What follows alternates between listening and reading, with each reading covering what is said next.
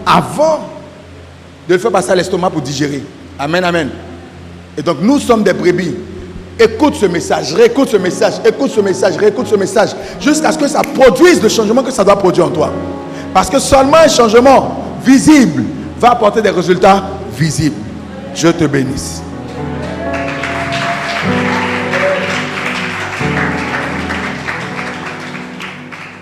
Le Dieu qui parle, qui agit à partir de cet autel, te donne de pouvoir assujettir ton corps. Qu'il te donne de pouvoir assujettir ton corps. Et qu'il te donne d'avoir des résultats exceptionnels. Que cette semaine qui commence pour toi, commence dans la victoire. Et se termine dans la victoire. Que tout ce que le Seigneur a prévu pour toi pour cette semaine entre dans ta vie. Je déclare un mouvement angélique pour toi tout au long de cette semaine. Les anges descendront et monteront ta faveur. Reçois la grâce de la domination et que ta domination s'établisse dans ton univers, dans ton monde, dans ta famille, dans ton travail. Au nom de Jésus. Donne une bonne offrande d'acclamation, Seigneur.